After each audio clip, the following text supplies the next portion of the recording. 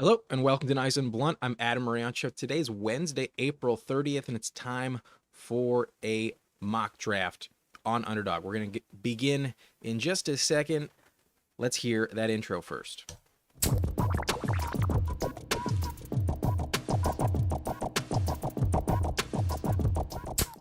Alrighty then. Here we are on Underdog, and I'm not going to go too crazy here. We're entering into the Schnauzer tournament. Let's get this in the right vein. Yeah, we're doing the Schnauzer $3 tournament, maximum 20 entries. So this is where I'm doing my research, where I'm learning from my mistakes, low stakes, and relatively high reward. I mean, if we get first, we get $100,000. But if we're not in the top 10, we get less than 5,000. So it's relatively fine tournament to enter, low stakes. That's what I'm about. Let's learn, try and use some good tactics, and be better later on when we wager more money in bigger tournaments. So if you want to join me, we're on a slight delay. So hit that button right now. I'll be hitting it in 4, 3, 2, 1. Vamonos. We're doing a 20-second, by the way, if that was not mentioned. 20-second, 10 spots left. Hopefully this fills relatively soon, but should be fun. The NFL draft is over. We have all our landing spots, and we're going to see how the ADP shakes out. I feel like there's a lot of incorrect people in the ADP. There's a lot of values I do not like. I think there are points in the draft where you should be reaching just on the player you like the most, and we will be doing that for sure in this video. But 8 spots left now. We are slowly getting there, slowly but surely. Anyway, if you're watching, if you're interested in any specific team, want some opinions of mine, go ahead and let me know in the comment section. But until this draft is underway, we're just chilling. 6 spots left. I'm going to grab some water real fast, and then I'll be right back. I forgot to get some water beforehand. So I will return in 20, 30 seconds.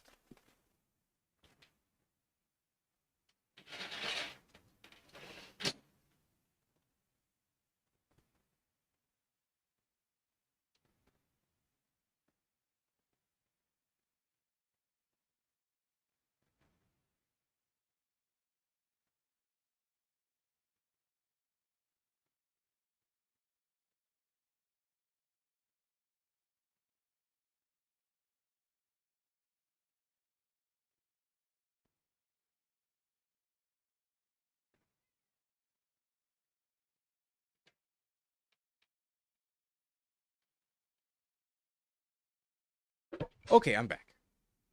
Here we are, and went a little kind of incognito on the stream. We don't usually do it this early in the morning, but I think I'm probably going to be doing it around this time more often. So keep your calendars open if you're interested in joining these live streams. We're only waiting on 2 people. This draft will be underway very shortly. Again, if you want to snag one of those spots, it's the $3 Schnauzer 20-second clock. And we're almost there, almost full.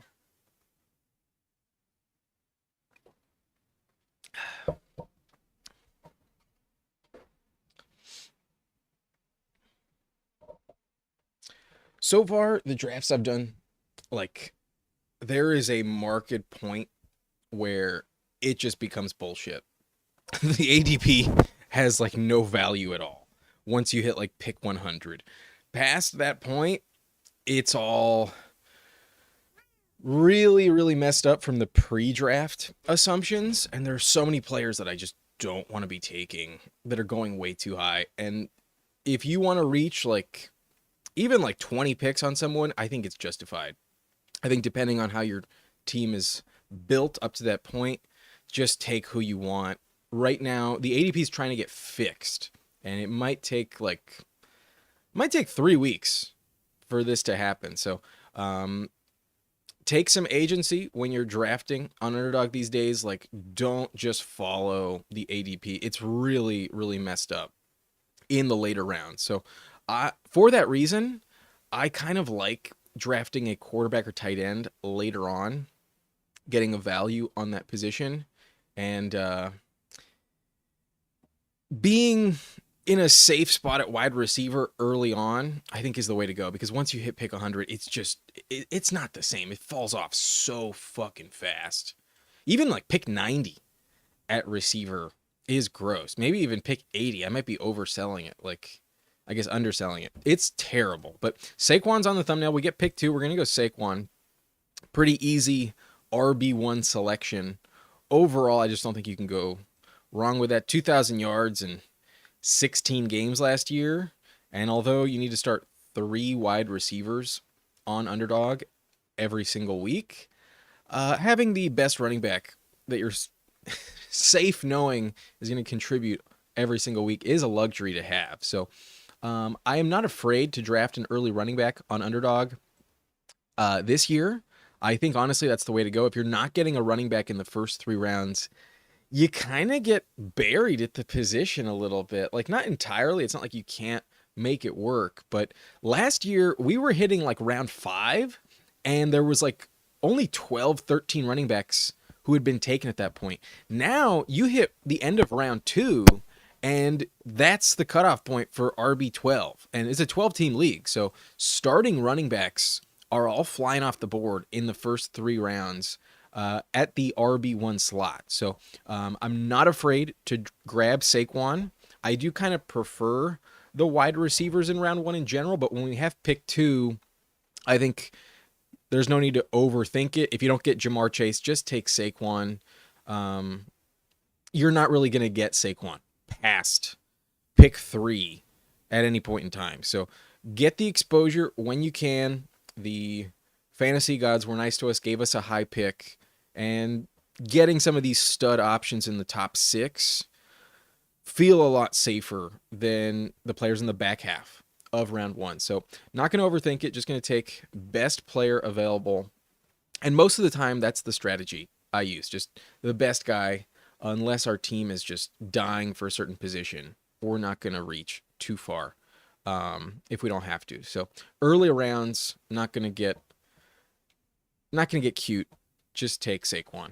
Feels pretty obvious. But then we see CeeDee Lamb and Justin Jefferson go over Bijan. Don't feel like that's insane given the format on Underdog where wide receiver gets pushed up, but can't say I have been doing that. It's not a terrible strategy. It may work out. It may be the right move. CeeDee Lamb probably going to get 170 targets next year, so it doesn't feel like a bad decision. But that's what happens. Anyway, we're going to be back on the clock right now, and I'm not going to take Bucky Irving. I think I'm going to pass. I like Terry in this spot, but T. Higgins in this spot, but he's not off the board, so we'll go Tyreek Hill. I don't take much Tyreek, but back half of round 2, if he bounces back to what we remember, Tyreek Hill should pay off at the end of round 2, but kind of scares me a little bit. A little scary.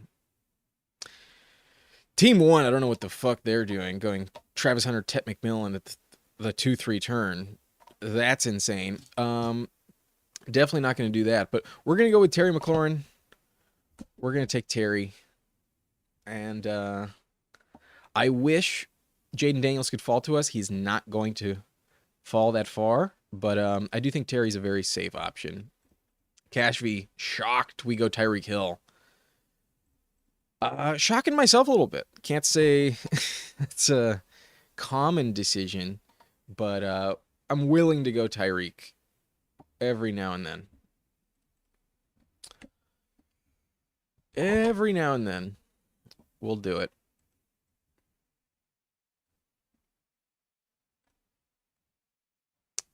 Drop this down just a little bit. Or should I bring it up? Nah, we'll put it right there. Right there. So we go double receiver at this turn. And like I was saying, I think this Travis Hunter, Ted McMillan price is insanely high.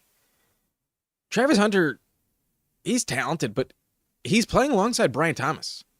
And it's not like Trevor Lawrence is like that good. I can't justify Travis Hunter this high. I've been seeing him go in the fourth, and that even feels risky. But to take him at the 2-3 turn, wild decision by Team One, Danimal 831. Bold strategy, Cotton. Bold strategy. Let's hope it works out for him. But I'll play it safer. And in round 3, I don't see like a ton of great picks in the third round. I really like Chase Brown. I like the running backs in round 3. But at receiver, if you're not getting Terry or Devontae Adams, I think you're taking a big gamble. I'm comfortable with JSN, but Garrett Wilson scares me. I don't trust Justin Fields very much. All of the Chiefs receivers scare me. And I used to really like DJ Moore. After the draft, boy, DJ Moore's stock plummeted. I wish I did not draft as much DJ Moore before the draft took place as I did. But even Marvin Harrison, I think, is way overpriced. I think Marvin Harrison is on the same footing as like DK Metcalf. And Metcalf is going mid-5th round. I think Marvin Harrison's a really overpriced option in the third round. He did not pay off at that 1-2 turn last year, and he was barely like a top 30 receiver on a per game basis. I don't really trust Marvin Harrison at all. So round 3, I think, is a bit of a landmine type of round. Jaden Daniels, 3 picks from falling to us. That would have been nice, but can't get everything. Sutton comes off the board. I would happily take James Cook here if we do not get sniped. Odds are we do, but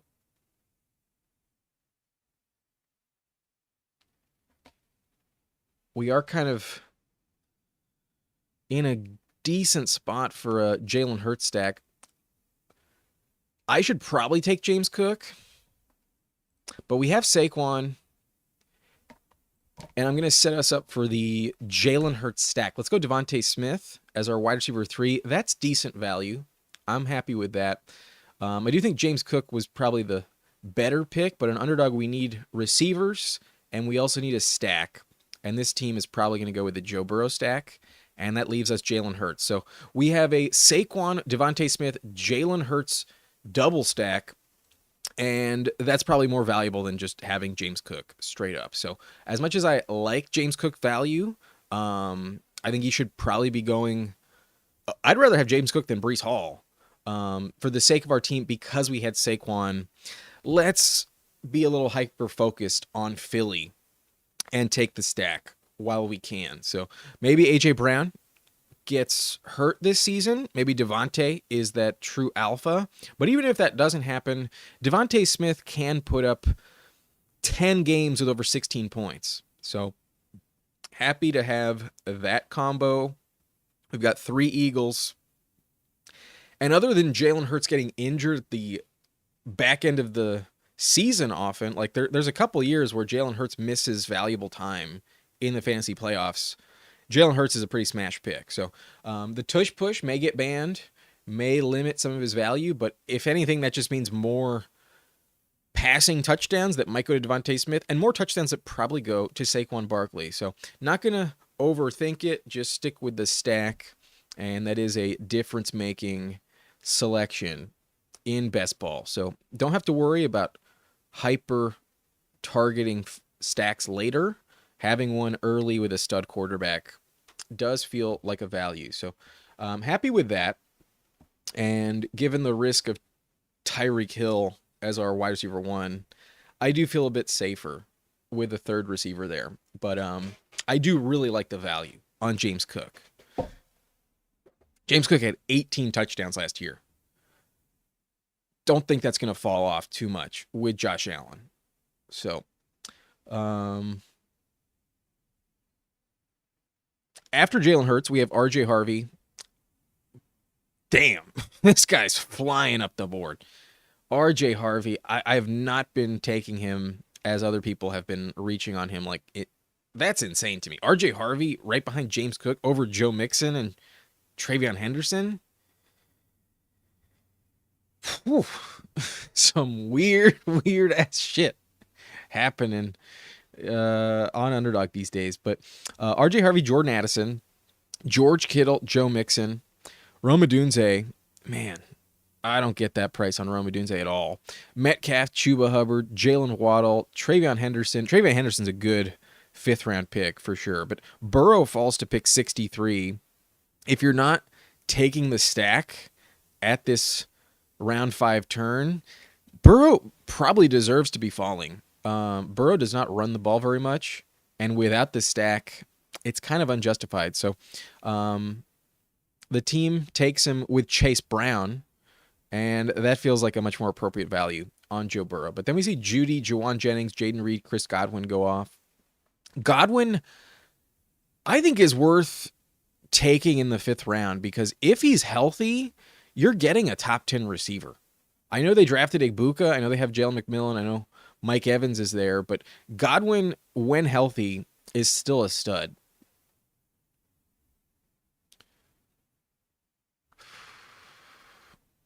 I'm going to pass on Laporta. I think it's more important to grab a receiver here because it will be falling off like crazy. And I don't think any of these other guys replicate the safety net of Jakobi Meyers. Jakobi Meyers has over 170 points the last 2 seasons. And while they did draft Jack Betch, the massive upgrade at quarterback, I think, keeps Jakobi Meyers in this bust-proof territory. I think at this point, late round 6, we're already drafting wide receiver 40 off the board. Myers is going to be better than wide receiver 40 next season. So happy to take him. I'd consider Pearsall or Ayuk, but don't want to get completely buried at the running back position. And I do think Dave Montgomery is a bit of a tier break at that spot. Falls 4 picks, not a big discount, but definitely a high upside running back. If anything happens to Jahmyr Gibbs, we have a top 5 potential player at the position. And even if Jahmyr Gibbs doesn't go down, this is a split backfield, and Montgomery should still provide us with 10 touchdowns and over 1,000 yards from scrimmage pretty easily. So can't say with confidence I'm getting that from anyone else. Like, I'd much rather have Montgomery than Tony Pollard. Caleb Johnson could outperform him, but in a weird offense with no quarterback at the moment, I'll happily take the safety of Dave Montgomery. So he's more of a 6th-round pick. To get him in the 7th, I'm very happy with that. And this team is coming along nicely. We have a very balanced approach. While we haven't taken tight end yet, I've mentioned I am much more of a later tight end type of drafter. I do not like to reach on tight ends. And we are not set up for any type of Detroit Lions stack with Laporta there. So just get the RB2. I think he's poised to finish in the top 20. Montgomery's a very safe pick. We are not going to be upset with Dave Montgomery. So that is the direction we're going in. Otherwise, I'm comfortable with Pearsall in this territory. I also like Ayuk a lot. I just can't quit Ayuk. I'm probably going to be telling you that Ayuk is the most valuable Niners receiver straight up, not just based on ADP. Once my rankings come out, I'm probably going to rank Ayuk as the best guy. And I know that didn't work out last year, but this year he's not going to be holding out. He's paid handsomely, and as long as he's healthy coming off that injury, Ayuk, I think, is ideally the wide receiver 1 for Kyle Shanahan in that system. I still prefer Ayuk. So he goes at 84. The team at 12 grabs Purdy at 85. And I think that was a bit of a reach. You can often get Purdy in the 9th, 10th round. So big reach on Brock Purdy, but a player that could finish in the top 10 at the position, somewhat justifiable. However, I'd prefer to wait on Brock Purdy. But GOAT mode, good to see you, man. Has been a while. I'm doing well. Happy that it's like officially like the real off season. Like, we are rolling now that the draft is over, and it feels good. In a good mood for sure. How are you, my friend? How are you?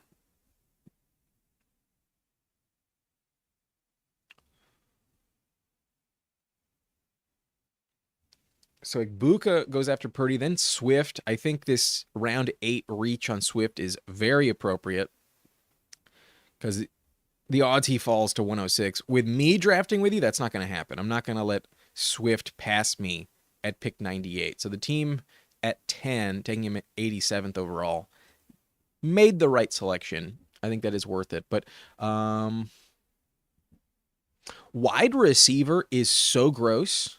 And the context of wide receiver 51 off the board being Darnell Mooney, I think is worth it. You've heard me over the years endorse Darnell Mooney. And on a per game basis, Darnell Mooney was way better than wide receiver 50. Granted, that was with Kirk Cousins last year, but I do believe that Michael Penix can get him the ball effectively enough to keep up some of that value. So we will pull up his stats in just a second.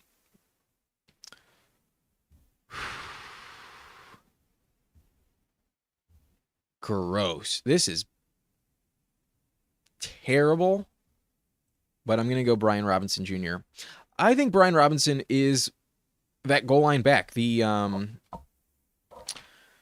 Washington backfield has no real threat to Brian Robinson. As long as he stays healthy, he is their workhorse on the goal line. They drafted Krosky Merritt as the last running back taken in the draft, 25th overall to position in the 7th round, and I don't think he's going to be threatening Austin Eckler for the backup job. So Brian Robinson Jr. has that role all to himself, and we've seen Cliff Kingsbury often have a go-to weapon on the goal line when it comes to running in the ball for touchdowns. So that's Brian Robinson Jr.'s role.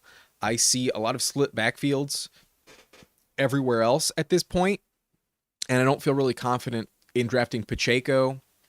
There's a chance that Pacheco works out, but I'm not quite a believer. Jaylen Warren behind Caleb Johnson, just a floor play and very rarely scores touchdowns. I don't see his role changing much compared to last year, replacing Najee with Caleb Johnson. And then Cam Skattebo is in a competition for the job with Tyrone Tracy. I could easily see a split backfield there as well. And while I considered Skattebo, I just didn't think it was worth it when you have a guy like Brian Robinson Jr.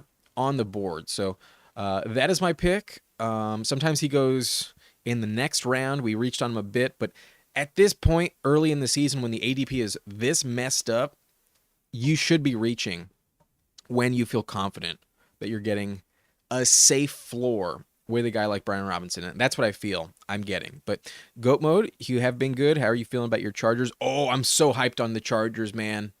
Oh, boy. I loved the draft this year. Would have liked them to take a tight end. I wish they got Harold Fannin or someone valuable like that. But the direction they went in, no complaints.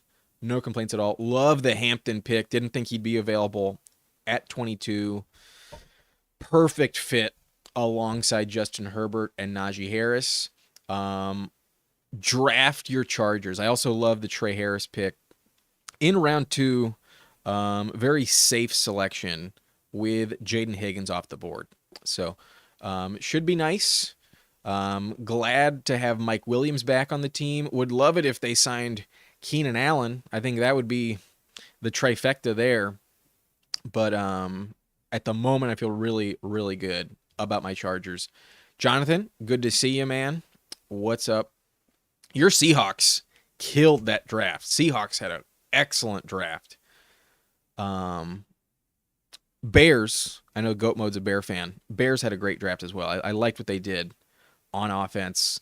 Get the offense figured out and then go back to the defense. Make sure Caleb Williams is successful before anything else. Even if you miss the playoffs, if Caleb Williams has a good season, I think it's all a success. Win some games. Even if you miss the playoffs, having a confident Caleb Williams is the best way to go about it. But we are on the clock. Fuck. It is gross, but I'll take Charbonnet here. I'm fine with Charbonnet. He's really talented. I'm a little worried about Damian Martinez, but the upside of Charbonnet is undeniable. When Kenneth Walker goes down, Charbonnet does produce, but this is a little sad.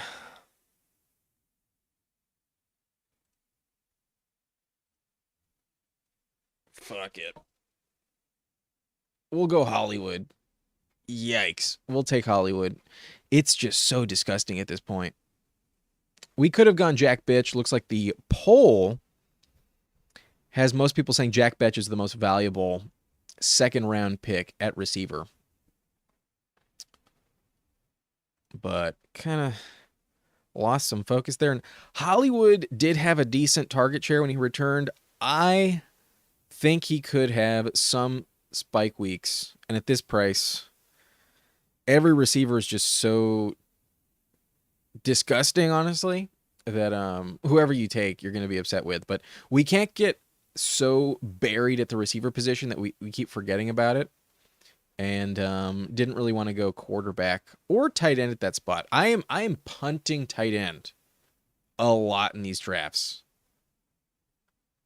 Like the second round price on Bowers and Trey McBride, a little too steep for me. Fifth round price on Kittle, I think, is perfect. But then everyone beyond them, I think, is risky as hell. Laporta could work out. Hawkinson, I'm not excited about with J.J. McCarthy. And then Jonnu probably is worth pick 97. But everyone else is kind of like all in the same kind of category. Tight ends like 7 through 14. I all kind of view the same. So while I do like Njoku, I do like Ingram, I do like Andrews. If I'm not stacked up, I'm not dying to take them. I'm willing to punt it and go with some youth and cheaper options later on. But Goat Mode likes our Charbonnet pick, saying he's arguably better than Walker. I am very scared to draft Kenneth Walker this season. I think that Damian Martinez pick in round 7 is actually very concerning for Kenneth Walker and even Charbonnet a little bit. I think Martinez is really good, and while maybe as a rookie he may not threaten them very much, I could see a much more split backfield where all three of them get some touches, and until someone goes down, you don't really get a top 20 running back from anyone. But odds are when that happens, when someone goes down, Charbonnet steps in, and Charbonnet is that most valuable player among them. So I'm going to be trying to avoid Kenneth Walker this year in drafts kind of a lot. I do not think he's a bust-proof pick. Not at all. I would have taken Love there had he been on the board, but he is not. I think we're going to go Ferguson. No, I'm going to take Ray Davis, actually. I'm comfortable with whoever falls to me. I should also probably be going Goddard, given our Hurts pick. But I actually really like Ray Davis. And we skipped out on James Cook.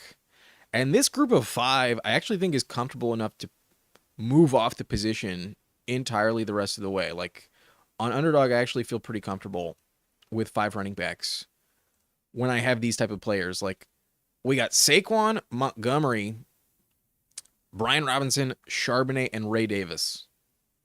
That's good enough to call it done, in my view.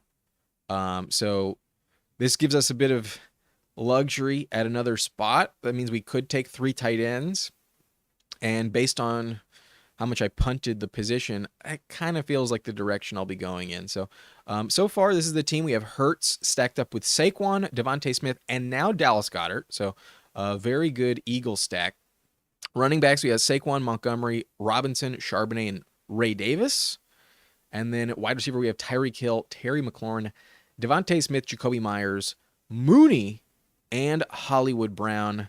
This may be a 9 wide receiver build. I may go 9 receivers if we can afford that. My math might be off if we go with 3 tight ends. Might not be able to afford that 9th receiver. But Dev, good to see you, my friend. I am drafting earlier in the day today. Indeed. I don't know if I'll do it all the time, but in general, I think on Wednesday, I'll probably be drafting closer to noon. So mark your calendars if you want to be drafting with me, but there's going to be plenty of more opportunities in the future. No worries at all if you can't join us all the time. But Wednesday, I think at noon, is likely the time. Anyways, we have Goddard with our last pick. Then we see Trey Benson, Xavier Legette, Dylan Sampson, Cam Ward, pick 150, Dobbs, Jake Ferguson, Jalen Noel, Kyle Pitts, Tank Bigsby, Rashad White, Cedric Tillman, Brenton Strange, Tyler Algier, Keenan Allen, Matthew Stafford in this round 13-14 range. And I've been making myself laugh with this take, but I actually think the price on Kyle Pitts is 100% worth it this year. I actually am fully on board with drafting Kyle Pitts in the 13th. Especially if you have the Michael Penix stack, and as someone who's been drafting a lot of Darnell Mooney, I've actually been taking that stack a few times, but feels a little gross. Might not work out. I think we're going to go Zach Ertz here. Ertz had 7 touchdowns last season, 91 targets, 66 catches, and while he is 34 years old, this Washington offense is one that we have been investing in. We have 2 other Washington players already, and the player I wanted, I think I was confident would fall back to me. It's Geno Smith, who we are stacking up with Jacoby Myers as our quarterback too. I think Geno offers a very high floor and is one of the last quarterbacks I'm actually comfortable drafting in this draft. So I like the price on Geno a lot. With our stud quarterback Jalen Hurts, I want to be avoiding a lot of these middle round quarterbacks. Unless they stack up and it's really ideal for our team, I'm going to be passing, and I'm just going to be trying to get the best value at quarterback in this range. I think guys like Stafford, Tua, Geno, even Bryce Young, who has some rushing upside, are very fine picks here. I don't see much of a difference between them and guys like J.J. McCarthy or Michael Penix, Cam Ward. So just get the cheapest option we can as our quarterback too. Someone like Geno will offer viable weeks and is pretty underrated when it comes to this ADP price. However, beyond this point, I think it's a no-go zone. Like, I'm not trying to draft Richardson. I don't want to have to pair him up with Daniel Jones, and then it completely dries up. I don't like Darnold in this range either. So Geno is kind of the cutoff point. Geno and Bryce Young are definitely the cutoff point, but that's kind of obvious if you're looking at quarterback values. Like, everyone else left. Gross as fuck. Until we know Rodgers signs, probably not going to draft Rodgers or any of those Giants quarterbacks. Yikes. But one reason I'm not dying to draft Darnold, because I actually think he might be like Matt Flynn 2.0. I could see a world where their 3rd-round rookie quarterback, Jalen Milroe, outperforms Sam Darnold and steals the job. I do not like Darnold at all this season. I'm very worried about drafting Darnold. But Dev says Cam Ward, then backstack with Lockett. I don't know about Lockett, man. I mean, yeah, he's there. They drafted 2 receivers in the 4th round. I'd rather go Elika Yamanor than Lockett. Lockett really fell off last season in that Seahawks offense. I could see him there as a bit more of a mentor for not just the other receivers there, the young receivers they drafted, but also the rookie quarterback. Having a veteran like Tyler Lockett just in the locker room is valuable to have. So not dying to draft Lockett, but in round 18, I guess you can justify it. We need receiver really bad. I'm going to go Demario Douglas. We need another tight end. We need another receiver. And there's only 2 rounds left. So we're stuck with wide receiver, tight end at this point. And boy, is it disgusting.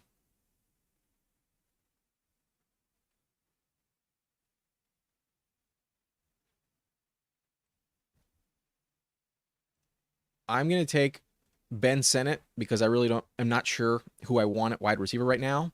And I think the combo of Ertz and Sinnott is actually really, really safe. Um, if you remember the path for Trey McBride turning into a stud, it's basically the exact situation that Ben Sinnott finds himself in. I could be wrong. I don't think Cliff Kingsbury was the offensive coordinator when McBride broke out. I think his last season was the rookie year for McBride. But let's pull up McBride and compare him to Ben Sinnott, because McBride is 6'4", 245 pounds. He was picked in the second round, 23rd pick overall, runs a 4.6 40, and he's now 25 years old. Meanwhile, Ben Sinnott, entering year 2 in the NFL, did nothing last year, was drafted 2 picks before Trey McBride. He's obviously younger, but he's 6'4", 250 pounds, runs a 4.6 40, and is behind a 34-year-old Zach Ertz. Zach Ertz had a huge role in Washington last year, and if you told me we hit week 5 of the season and Zach Ertz suffers an injury that forces him to be essentially released from the team, if not never play again that season, I'd not be surprised at all. I think Ben Sinnott is actually someone really underestimated in these drafts. Last year, he was being drafted in the 14th round. You were getting Sinnott around pick 160, but because Ertz went off, he's just completely forgotten. Sinnott is going undrafted, and while I did reach on him at 194, I probably could have gotten him at 215. I didn't really know who I wanted at receiver, so I'm just taking the player I know I wanted. When I draft Zach Ertz, I'm often targeting Sinnott as a compliment, because I could easily see a world where Ertz only plays half the season, and then Sinnott fills in there, and then is giving you like 50 yards and a touchdown, 3 out of 4 weeks. I love Ben Sinnott. So he's a second round pick. And right before we took Ben Sinnott, we saw another second round pick get taken. We saw Mason Taylor of the Jets go off the board. Taylor, second round pick rookie. We have a second round pick, second year player in Sinnott. So I know Ertz is above him, but we have Ertz on the team.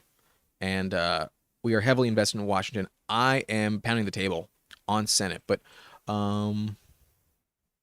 we're here at wide receiver. We have Geno, and as much as everyone's talking about Jack Betch, they also drafted Deontay Thornton in round 4, and I do see a path for some success on Deontay Thornton. So I'm willing to take Thornton, actually. And you're probably wondering, like, who the fuck is Deontay Thornton? But let me just show you why I'm, like, willing to give him a shot when I have Geno. Only when I have Geno. Deontay Thornton is 6'5", 205 pounds, and runs a 4.3. He has the fastest speed and athleticism score. No, I guess it's 40-yard dash and speed score. Like, this is hard to replicate. This is a player that's going to get some shots down the field. Deontay Thornton is a fast motherfucker. So at 6'5", 205 pounds, to run that fast, that's impressive, man. So I'm willing to take a shot on it. He had 6 touchdowns, 660 yards on only 26 catches for Tennessee last year. That's the type of profile that will give you like a deep shot touchdown every now and then. So am I expecting him to contribute a lot? No, but I'm not actually that in love with Jack Betch. And I think in round 4, a rookie draft pick in Las Vegas, a completely new offense with Chip Kelly, has some value. So we're just trying to get unique with it, and that's kind of the justification there. But could it be the wrong pick? Easily. I could get burned. So that was our draft. We will do one more. The Schnauzer is the tournament we're entering. 20-second clock. If you want to draft with me, hit that button right now. We will be joining in 3, 2, 1. Vámonos. 2 spots left. If you want it, come and get it. We are very close to being full. But Goat Mode says Pitts is the master at convincing people it's finally time to break out. He is, but the difference between round 6 Kyle Pitts and round 13 is a massive, massive gap. Like all of my stats when I did research on Kyle Pitts comparing to the position, the Excel spreadsheets that I don't really show you all the time, they pointed to Kyle Pitts being tight end 16. And that's nothing special when you're expecting Kyle Pitts to be tight end 6. That's a massive disappointment. But when you're drafting Kyle Pitts at tight end 18, that's fair value. That's a fair price. So I'm not saying Kyle Pitts is going to break out and be a league winner. All I'm saying is round 13, I'm comfortable taking him every now and then, especially if I have a Michael Penix stack set up. So that's why I'm willing to drink the Kool-Aid on Kyle Pitts, but I'll probably look dumb in the end. I'll probably be wrong about that. Jonathan says bummed Harold Fannin Jr. land on the Browns. The Chargers would have been an awesome landing spot. I wish we got Fannin. Fannin might fuck up my Njoku shares, but I still think Njoku's the guy. I still think Njoku probably not threatened very much by a rookie tight end, but he's a good pass catcher. Fannin has some upside long term. We got one spot remaining. This draft is almost underway. Would love it for it to just fill in, but while we're waiting, let's remind you that full draft we just did, because I kind of glazed over the final roster.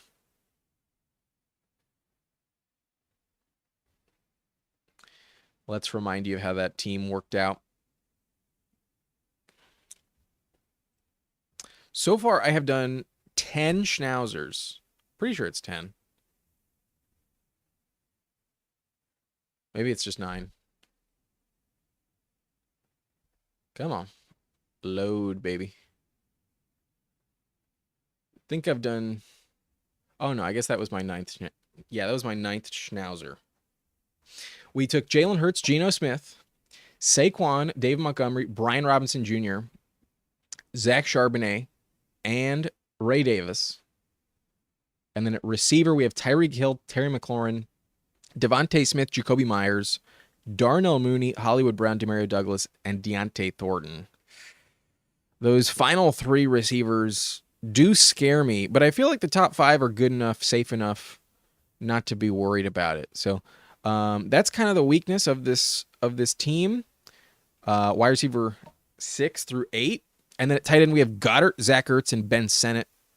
We're hoping for a great season at tight end from Washington once again. So I like that team. A bit of a weakness at receiver, but not enough to be worried about. And obviously running back is pretty loaded over there. So that was nice. At pick 2, I think it worked out well. Could have been a little stronger, but like I said at the top, this is why we're drafting in the $3 Schnauzer. We're not expecting to be experts on the ADP still in April, and keeping it low stakes with just $3. Because if we don't draft perfectly, there's nothing to be too upset about. But Fantasy Dog, good to see you, man. Number 6 like, thank you very much. And happy you're back on the channel. Looks like the poll is starting to sway in favor of Jaden Higgins. Early on, it was saying Jack Betch, which I did not agree with. I think Trey Harris is the answer there. But it looks like it's pivoted to Jaden Higgins, and the number 2 receiver in Houston is definitely going to be valuable. But I'm actually a little concerned about Jaden Higgins because he's pretty similar to Nico Collins. Like, in terms of body type, they're both 6'4", and there's nothing wrong with having multiple 6'4" receivers, but we saw Tank Dell thrive alongside Nico Collins, and Tank Dell is not 6'4". At all. So Jaden Higgins at 6'4", 214 pounds, definitely the higher draft capital, second pick of the second round. Houston needed some help on offense, but I actually think Jalen Noel has a chance to be, a little bit more, or at least just as involved, because he offers a different skill set. They were teammates at Iowa State, so they kind of complement each other. And because Nico Collins is still the stud, I don't see Jaden Higgins like learning a role that Jalen Noel already knows. So Noel had 1,200 yards last year in college, 8 touchdowns, 7 touchdowns the year prior. I actually really like Jalen Noel. And while he was drafted in the 3rd round, Higgins in the 2nd, I actually think he's going to be a big problem for the Higgins truthers out there.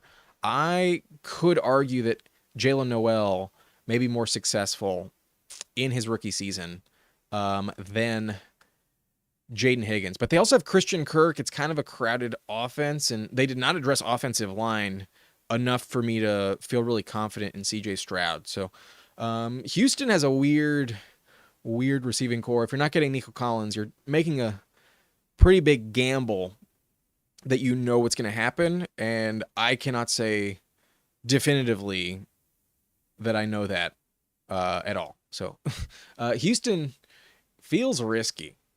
Feels a bit risky at receiver, but Cash Feet likes our Gibbs pick, and at pick 6, I'm fine taking Gibbs. Gibbs is just bust proof. We took Montgomery in the previous draft, and if he goes down, then Gibbs does pay off this price. Even if Montgomery stays healthy, Gibbs is locked in to the top 8 at running back, and if A-Chain comes off the board, that's already running back 8 as well. So Gibbs is a very safe pick, and I think in round 1 at pick 6 it is justified. But it does feel a little bit high if Montgomery stays healthy. And I kind of wanted to take A-Chain there, but A.J. Brown falls to us. We need a receiver. Let's just take A.J. Brown. Last one was a Devontae Smith draft. So we're just getting all our Eagles, all that Eagle exposure checked off in these drafts on the live stream. So A.J. Brown feels like a very safe pick in round 2. Some of these receivers scare me. I'd rather go running back in round 2, honestly. If you're not getting A.J. Brown or Drake London, guys like Ladd McConkey, even Tyreek Hill, who he just took, scare me a little bit. But A.J. Brown feels pretty locked into some success. Hard to cover A.J. Brown. And he also always has like a month stretch where like the coaching staff just like fills his desires and like sends him double-digit targets, and he puts up like a month stretch of like 125 yards in every game. We're hoping that happens in December. Would love to see it happen in the playoffs, not October. But A.J. Brown's a safe pick. My next favorite receiver in this round, like if A.J. Brown was off the board, I would have taken T. Higgins. I like T. Higgins in round 2.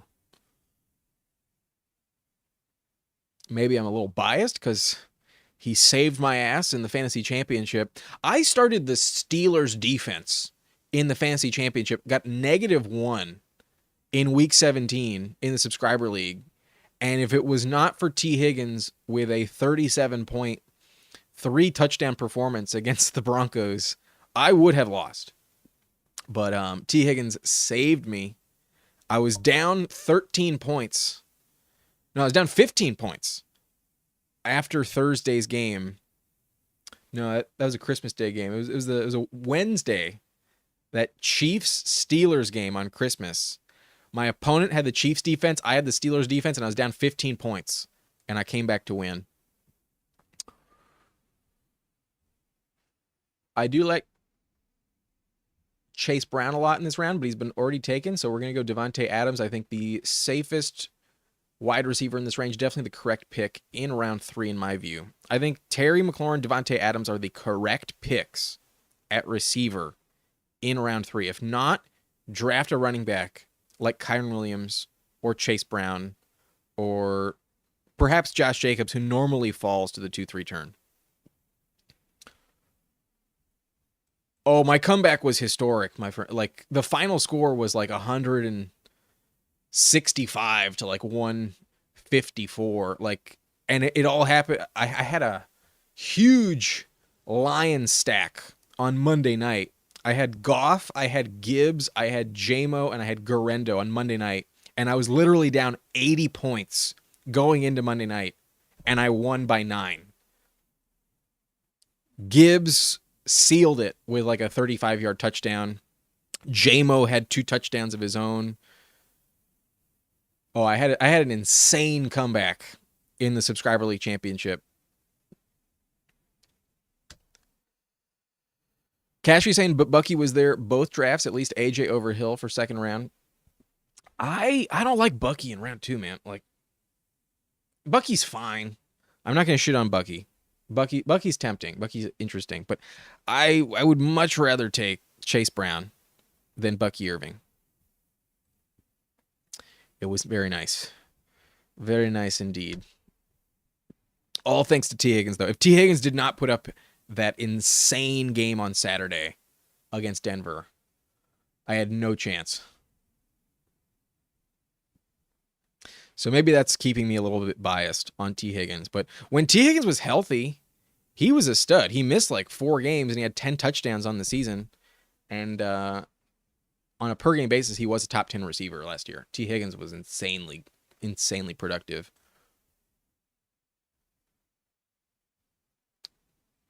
Oh, I wish I had Terry on this team because Jaden Daniels falling to this point, I think, is the right pick. All the rushing value. Yeah, if Jaden Daniels was not available here, I would be going Tet McMillan. But I don't think I can pass on Jaden Daniels. Having the stud QB does provide a luxury that is very hard to replicate. We could have gone Devontae Smith there and prayed that Hurts came back around, but I think Hurts probably would have gone to the Saquon team. So I like Tet McMillan in the 4th round. Hunter goes off at 42. But if we're not getting a running back like James Cook or Omarion Hampton here at 43, with Daniels on the board, I think that is the correct selection. But no chance in hell Tet falls back to us at 54. We might be looking at like Kittle with our next pick. I would draft Kittle if available. I'd also draft Sutton if available. If I have to, I'll consider TreVeyon Henderson, but I think I'd rather go with a receiver like Calvin Ridley or Chris Godwin.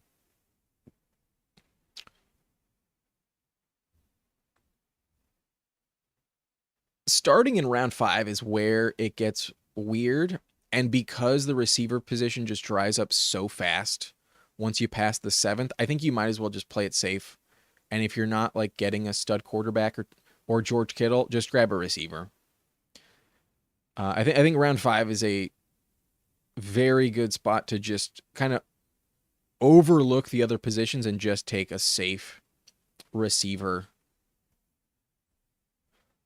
Because that's what we learned in the previous draft. We really hated where we ended up at receiver in the previous draft. So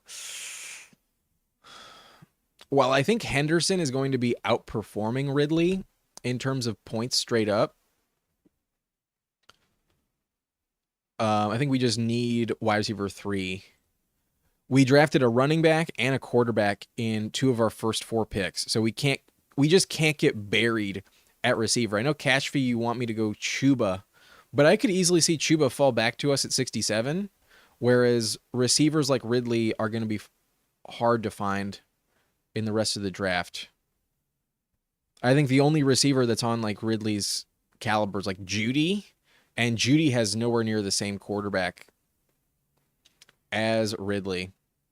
So I think there's more upside with guys like Henderson or Chuba, but from a floor standpoint, when you need to start 3 receivers, I just have to hit that position in round 5. I do not want to get buried. Because if we pass on Ridley here, like our wide receiver 3 is someone like Debo or Juwan, and we have Jaden Daniels, so I'm probably going to be targeting Debo, but that is not the same.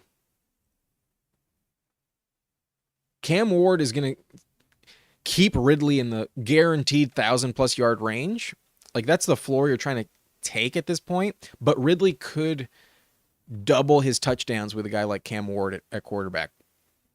Cam Ward could send Ridley 10 touchdowns next year.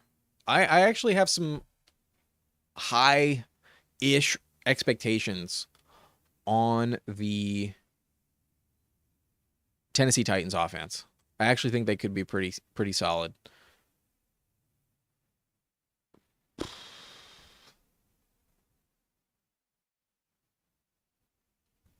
The safe pick is Jacoby Myers, but if Godwin's still there, I will be taking Godwin. Yeah, I'll just take Godwin. We already have Gibbs. Running back is a little depleted, but even if we have Caleb Johnson in the next round, I'm fine with Caleb Johnson. The smart pick was probably to take Debo because of the Jaden Daniels stack, but I don't think Debo's that good anymore. Debo looked washed last season. Debo wasn't just like underperforming. He was fumbling. I do not like Debo. I mean, I will admit I did not watch the Titans very much, but I think just the upgrade from Will Levis to Cam Ward is going to pay massive dividends, man. Like, Levis is so bad. Levis loses you like 5 games on decisions alone. They're going to be a middle-of-the-pack team. I can easily see 8 wins for the Titans with Cam Ward. So there's no competition at all for Ridley. This is where Ridley was being drafted last year, around late round 5. And there's no Hopkins. There's no one to threaten Ridley. Unless you really believe in Lockett and Elik Ayamanor, but they pay Ridley like $25 million per season. Ridley's going to get 140 targets. Maybe 130. Maybe 140 is a little bit high, but at least 125, 130 targets is going to Ridley. He'll turn that into 1,000 yards and 7 touchdowns. But are you getting more production from running backs in that range? Yes. Can you replicate this receiver production later in the draft? No. That's why I'm doing it. It's a boring pick, but I feel like I have to take it.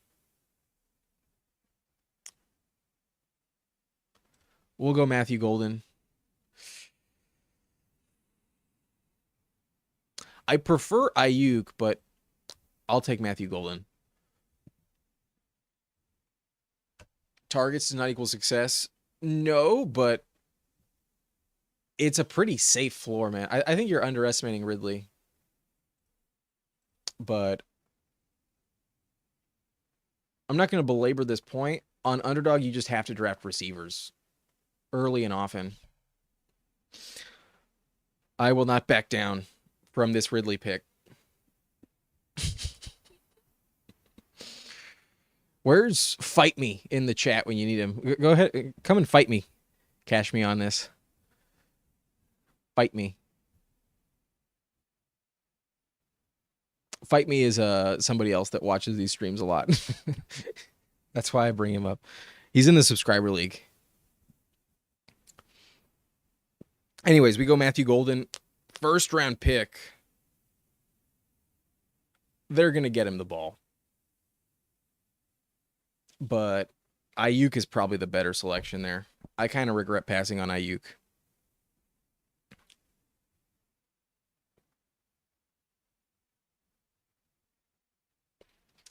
Okay, so in this draft, we go Gibbs in round 1. And then in our next 6 picks, we get 5 receivers and 1 quarterback. We have A.J. Brown, Devontae Adams, Jaden Daniels, Calvin Ridley, Chris Godwin, Matthew Golden. So this opens us up for some late stacks. Potentially Jordan Love with Golden, potentially Matthew Stafford with Devontae Adams, and then potentially Cam Ward with Calvin Ridley. We could also go Baker here to stack with Godwin. That's also a possibility. The team with Mike Evans does not have a quarterback. and they just drafted Egbuka. So if Baker falls to the next round at 106, that team is obviously taking him. So I might take Baker here.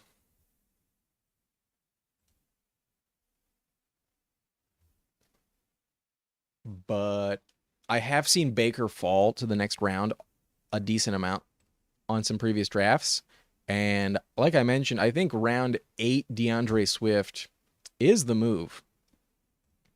Swift could be a top 20 running back next season. There's no competition. It's a pass-first team for sure, but Swift catches passes.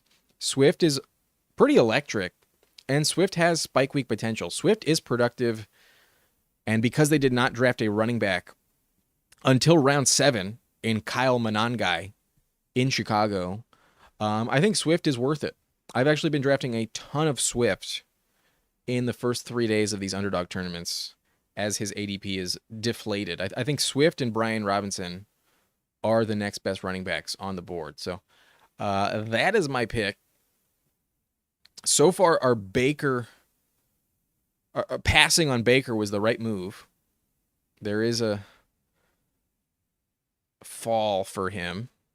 Will he fall another 5 picks?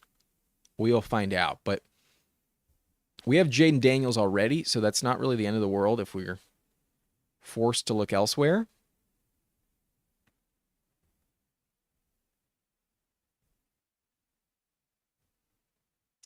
But if Baker's there, I'll probably just take Baker.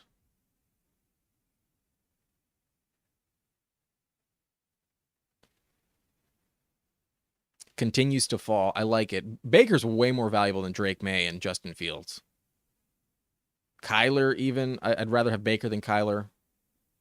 So only stacks justify passing on Baker. Yeah, this Kyler team has Trey McBride. Goff goes. I think we might get him. If I get sniped here, that's going to suck. But I think I'm going to get it. I did get him. Yeah, here we go. Totally worked out. Baker was the highest ADP on the board with our last pick. We pass, we go DeAndre Swift, and we get him at pick 102.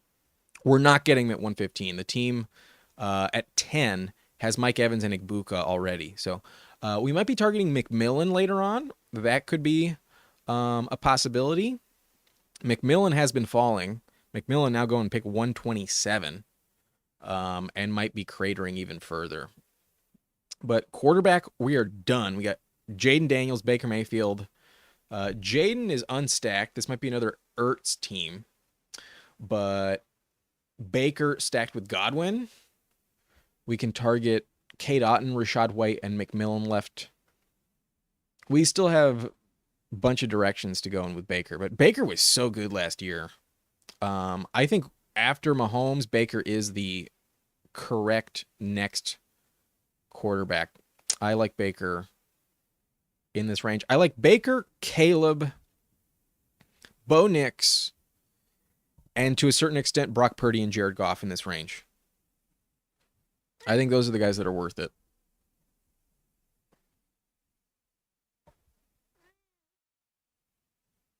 Joshua Carrero saying, I'm going to try and draft Josh Allen first pick, Ashton Jeanty second pick, T. Higgins third pick. You can draft all 3, but not in that order, my friend. You got to go Jeanty in round 1, T. Higgins round 2, and then Josh Allen in the third. That's how you get those 3 players. You will not get Jeanty in round 2. You will very rarely get T. Higgins in round 3. And the only way that happens is if you're drafting Josh Allen in the top 2. Not the move. I do not endorse your strategy. If you want to take all 3 in the first 3, that's fine. Just do it in a different order.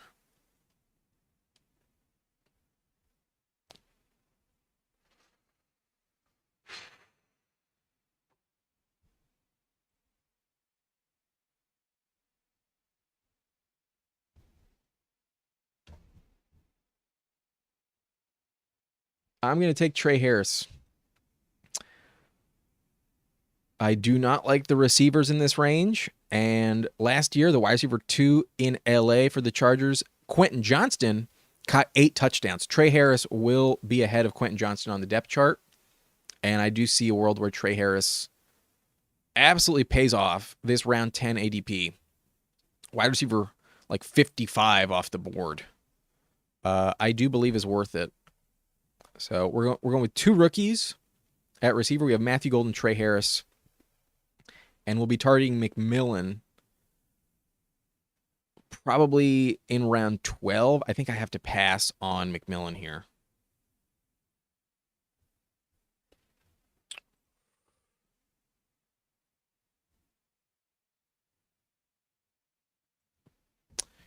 Josh says, bought a pack of football cards recently and got Jaden Daniels rookie card and a Bo Nix rookie card. You should laminate those, man. 20 years from now, might have some value.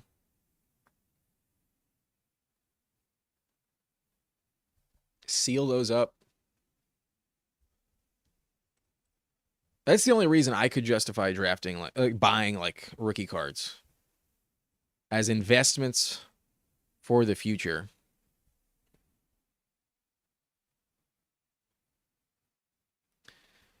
Loveland's on the board. I'm going to take Loveland.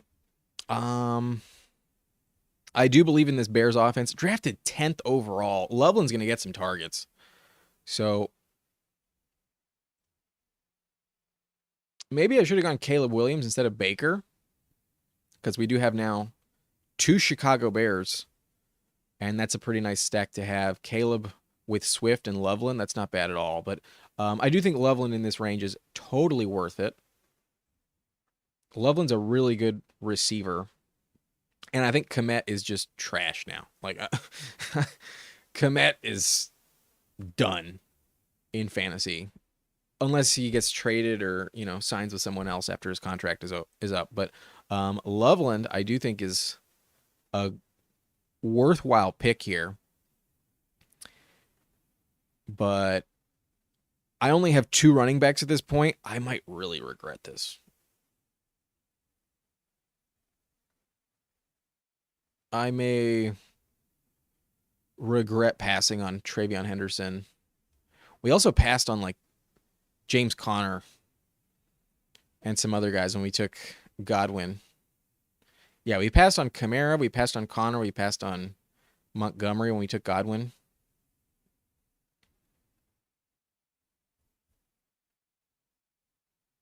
Running back's a bit thin on this team. At least we have Gibbs. At least we have a stud to justify it, but this may not work out. So McMillan does get taken. Probably saves us from ourselves. We need running back bad.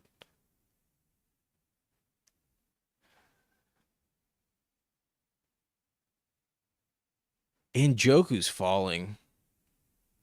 You know what? Fuck it. We're gonna grab 2 higher end tight ends, 2 high end quarterbacks. We have 6 receivers already. We'll grab 2 more. And we're drafting 4 running backs the rest of the way. Kind of boxed myself into this position, but the value on Njoku, I think, is absolutely worth it. And hitting on these backup running backs is one of the ways to win. Like, if we get Garendo in this next pick and McCaffrey only plays like 3 games again, Garendo leads us to victory.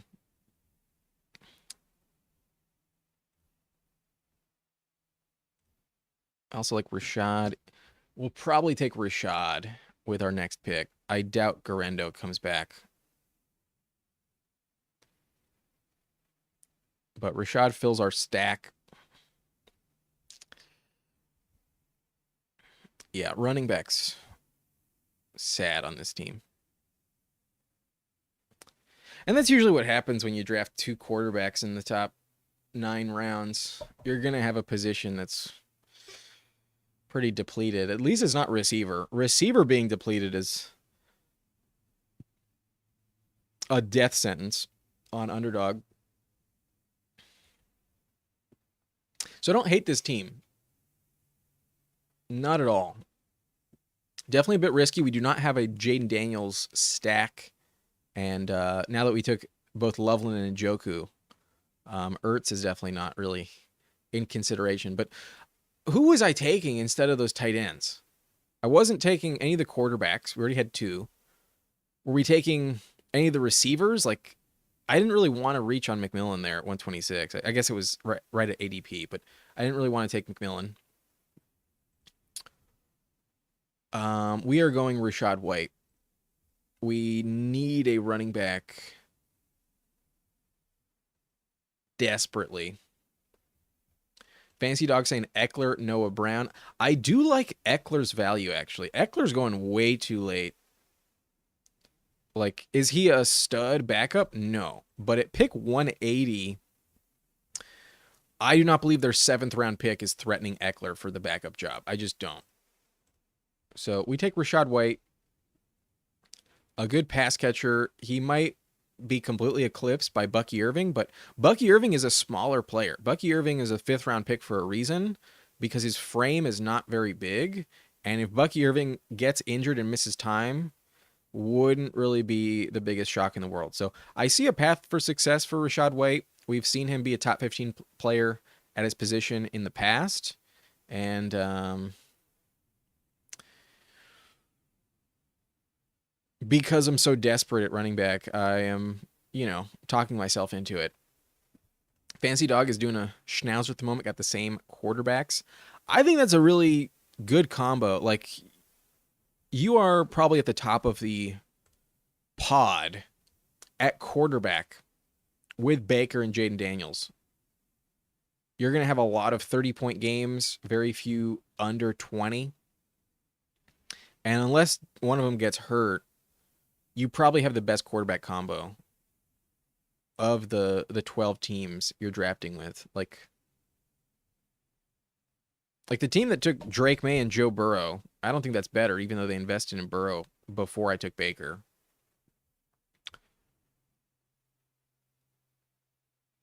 Yeah, that is the strength of my roster. I have the best quarterback situation of any team. So that's nice. But Kyle Pitts in the 14th round. I'm tempted to do it. If I didn't already have 2 tight ends, man, I'd probably be taking Kyle Pitts for this next selection. But I cannot afford to do that. Not at all. We have to go running back here, and Algier may have a path for success, but I think Braylon Allen actually has some bigger snipe potential than Algier on his roster. Like, there's some weird vibes with Breece Hall in the Jets offense. They were talking about trading him, and he responded like, do it. That's what I want. He doesn't quite like his situation there, and I don't blame him. The Jets are an ass franchise, but because of that, I do think Braylon Allen has some value here.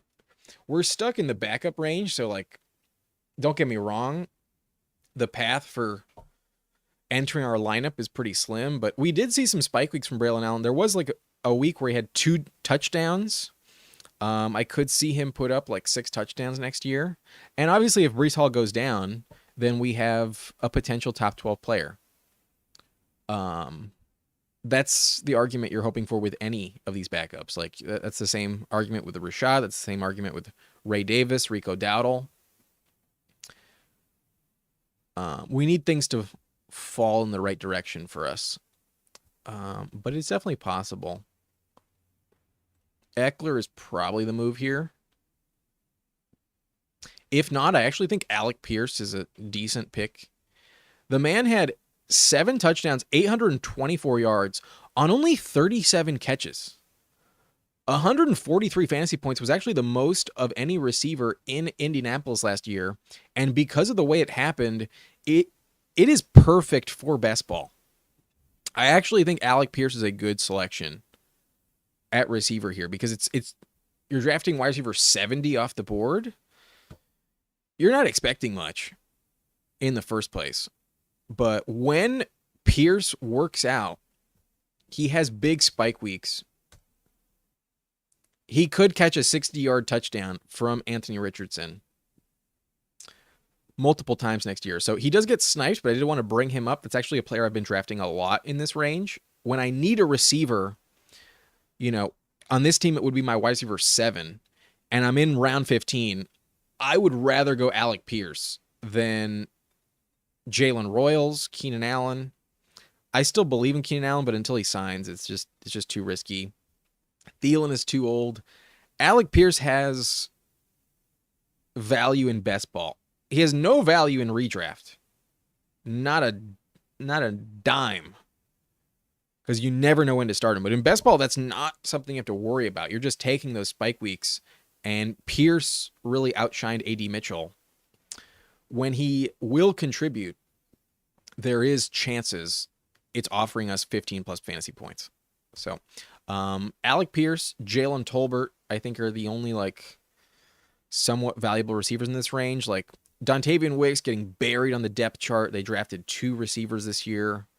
No, thank you. Wandale had 140 targets last year, but never really had a single game with more than 10 fantasy points. Wandale is more of a redraft type of player. Alec Pierce is a best ball type of guy. So I'm not going to be drafting Alec Pierce a lot, but I do want to mention him. And we're getting towards the end of this stream, so I'm going to end this poll. If you haven't voted yet, please vote before I make this next pick. I'm going to end the poll and see what the results are after this pick. But if DJ Giddens falls, I will happily take DJ Giddens.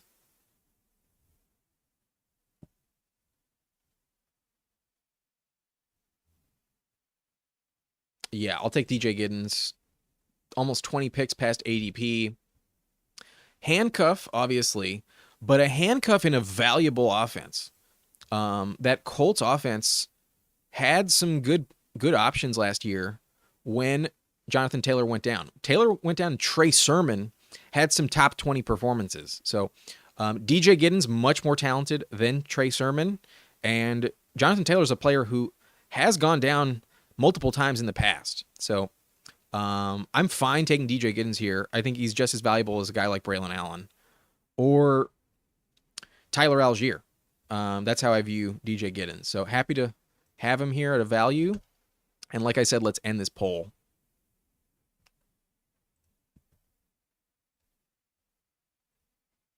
And see what the results are. Okay, so 11 votes on which second round rookie wide receiver will have the most fantasy value this year. 45%, I believe that's 5 people of the 11 votes, said Jaden Higgins. Next up, we have a tie between Trey Harris and Jack Betch.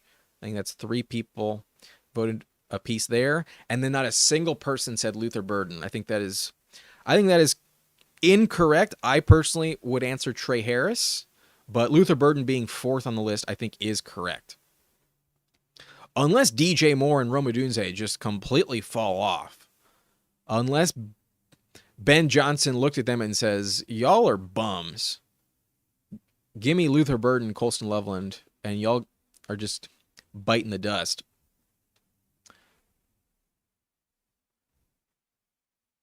I don't see much value for Luther Burden, but I'd rather go Trey Harris than Jaden Higgins. But here we are. We're going to go Elik Ayamanor. Do I know if Ayamanor will be more valuable than Chimere DK, their other 4th round pick? I have no idea. But I was a believer in Ayamanor's talent entering the draft. Meanwhile, DK was not on my radar anywhere near that high. I'm willing to stick with my gut and take the player I thought was better. Now, the Titans had a different evaluation. They preferred DK, but they drafted Ayamanor in the same round. So even though it was later on, I could see Ayamanor outperform him. We also have Ridley on this team, so we've got multiple Titans receivers. Let's hope it works out. But an interesting Malachi Corley selection at 205. I actually like Corley a little bit as a round 18 flyer because the Jets have no depth at receiver at all. Just none. So Chimere DK is who I was mentioning. When did they draft Jalen Lane in Washington? What round did they take Lane? They took Lane also in the 4th. So maybe Lane pairs up with Jaden Daniels. I took Dante Thornton, another 4th-round pick in the last draft. And there's very few players I'm actually like considering at this point that move the needle. So like we're just taking a random shot in general. I'll go Jalen Lane. Do I know much about him? No. All I know is he's a 4th-round pick in Washington, and we have Jaden Daniels on our team. So he's 5'10", 190 pounds, ran a 4.3 40, so very fast player. His best comp is Kadarius Toney. That's not good. But he played for Virginia Tech last year. He's 24 years old, so that means he played all 4 years in college and transferred out of Middle Tennessee. Had 940 yards at Tennessee, but then never eclipsed 550 yards at Virginia Tech. So need some touchdowns to work out for him. Probably does not contribute very much, but it does correlate with our Jaden Daniels stack, and that's the only reason why I took him. So here is a reminder of the team. Let's get it a little more into focus. This is the 10th Schnauzer I have drafted. We have Jaden Daniels, Baker Mayfield at quarterback, Jahmyr Gibbs, DeAndre Swift, Rachaad White, Braylon Allen, Austin Eckler, DJ Giddens. We need some of these handcuffs to pop. This is the only path for success on this team. Unless somehow Gibbs stays healthy all season and is in our lineup every single week, and same applies with Swift. Unless Swift pops off for like a top 15 season, then I really need some big blow-up games from Rachaad, Braylon, Eckler, and DJ Giddens. But I'm comfortable with this type of team because we have stud quarterbacks. We actually have relatively high-end tight ends. We got Loveland and Njoku, high upside players. And then at receiver, we focused enough on that position early in the draft where I think I have a good core at receiver. We got A.J. Brown, Devontae Adams, Calvin Ridley, Chris Godwin, Matthew Golden, and Trey Harris. If Godwin's healthy, if Godwin pays off, then Godwin will be back in the top 12 at the position. Godwin will work out if healthy. So that's the big gamble, this Baker Mayfield stack. And running back depth is the only big major concern I have on this team. But we got one more comment. We'll pull this up. Angus McKay asking, thoughts on 100 men versus a gorilla? Ooh. That's a tough battle. My concern with the 100 men versus the gorilla is like, who's coaching the 100 men? Who's given the game plan for this fight on 100 men? Like, do I believe 100 men can beat a gorilla? Yes. Do I believe all 100 men will fight with the same mentality and, willingness to get pummeled by this gorilla? No. Like, the only way you're beating this gorilla is if all 100 men are just swarming and just like overwhelming the gorilla based on like sheer weight and just like, we all have to come together at the exact same time to beat this gorilla. I don't think there's enough men that are willing to do that of the 100. Like, you got to play the percentages. There's going to be some cowards. There's going to be some, guys like me that are like, I don't want to be at the front lines at all. I don't think this is going to work out. I think I'm going to take the gorilla. I think we're not going to see enough tag teaming and like men swarming him at the same time. I think the gorilla, beats the fuck out of 5 men and the rest of them kind of start to back down. I think over time we're going to see some cowardice come into play, whereas the gorilla just goes full hormonal rage and just beats the living shit out of 5 men, and then the rest of us kind of back down a little bit. Like, once you see someone ripped in half, I don't think you have the same willingness to fight this gorilla. I'll take the gorilla. Angus says the problem is once the first 15 men get ripped in half, I feel the other 85 will have a real moral problem. Exactly. This is exactly my point. There's going to be enough cowards in the 100 men where it's really more like maybe like 45 men versus a gorilla. Like, I don't think you're getting half of these men to really contribute in the fight.